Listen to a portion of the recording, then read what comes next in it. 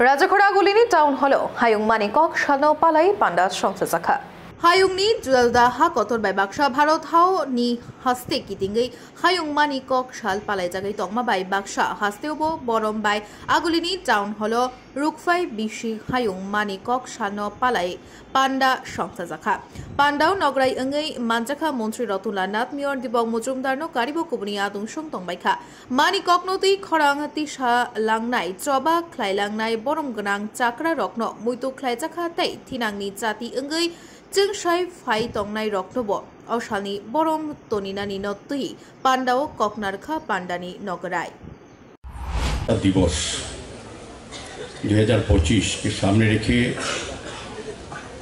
आजकेर এই অনুষ্ঠানে যারা পূর্ববর্তী বক্তারা এবং বিশেষ করে প্রারম্ভিক বক্তব্যে অধিকর্তা সাহেব আজকের এই অনুষ্ঠানের গুরুত্ব উপলব্ধি এবং অনুধাবন ব্যক্ত করেছেন। পরবর্তী সময়ে সুন্দরভাবে পদ্মশ্রী ডক্টর অরুণোদয় সাহ আলোচনা রেখেছেন এই দিবসটির গুরুত্বপূর্ণ বিষয়।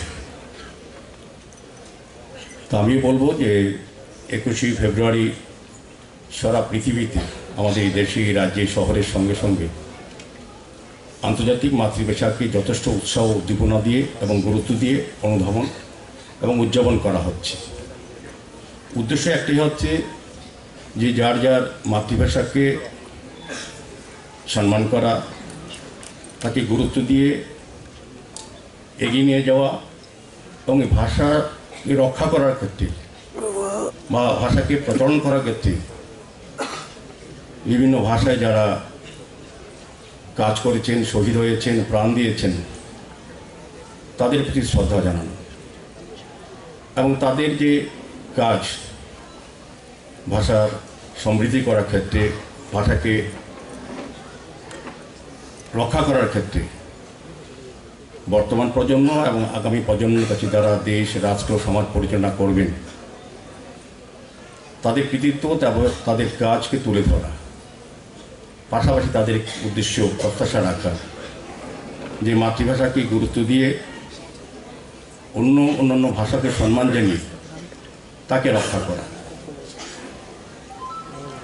আমরা দেখেছি বাংলা ভাষাকে, মাতৃভাষাকে সুরক্ষা করার ক্ষেত্রে অন্যান্য ভাষা যারা রক্ষা করেছেন বা কাজ করেছেন, ভাষা আন্দোলন করেছেন, আমাদের বাংলাদেশে 1952 সালে আমাদের শিলচরের সেই 21শে মে আন্দোলনে যারা প্রাণ ঝরিয়েছিলেন তাদের প্রতি আমি শ্রদ্ধা জানাচ্ছি।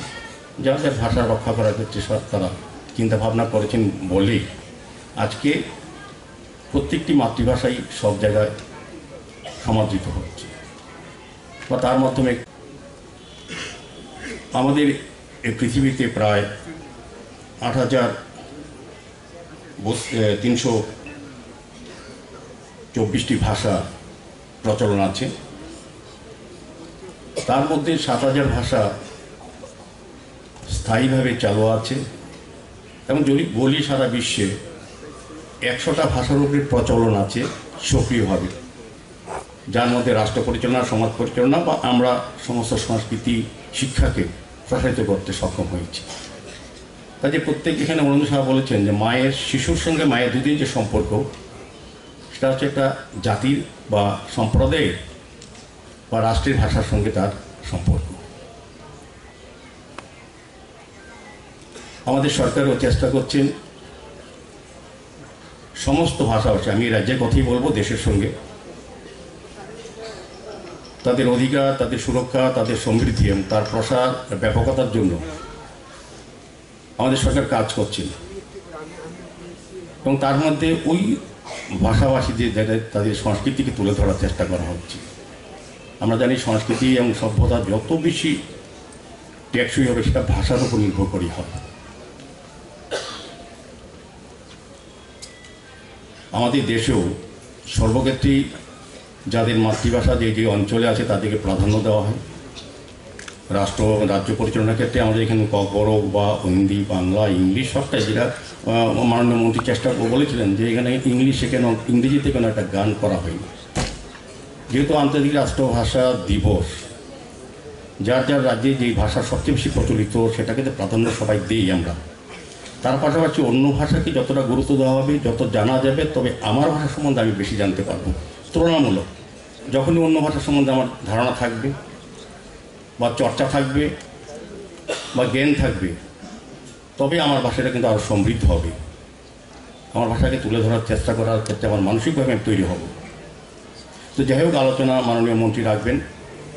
আমাদের এখানে আমাদের সরকার অটল কবিতা ও সাহিত্য উৎসবের মাধ্যমে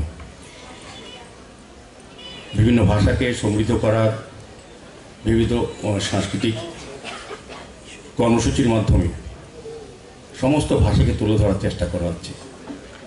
কাজে আমাদের সরকার এবং আমাদের একটা ভাবনা, চিন্তা, দিশা আছে সমস্ত ভাষার উন্নয়নের সঙ্গে সঙ্গে আমাদের প্রচলিত যে ভাষাগুলি আছে রাজ্যে সেগুলি একটু আরও সমৃদ্ধ করা। তেমনি আজকের এই শুভ মুহূর্তে, শুভ দিনে সারা বিশ্বের সঙ্গে সারা দেশে, আমাদের রাজ্যে, এই শহরেও আমাদের সরকারের উদ্যোগে যে আন্তর্জাতিক ভাষা দিবস উদযাপন হচ্ছে, আমি যারা আজকে স্টুডেন্টরা আছে তাদের একটা বিশাল দায়িত্ব, শুধু ভাষাকে সমৃদ্ধ করে না, ভাষা সমৃদ্ধের মাধ্যমে সমাজ গঠন, সুস্থ সমাজ গঠন, রাষ্ট্র পরিচালনায় অংশগ্রহণ, রাষ্ট্রীয় চিন্তা ভাবনায় আপনারা এগিয়ে আসবেন এই বিশ্বাস রেখে আজকের এই অনুষ্ঠানে আমার ব্যুরো রিপোর্ট, খুম্পই।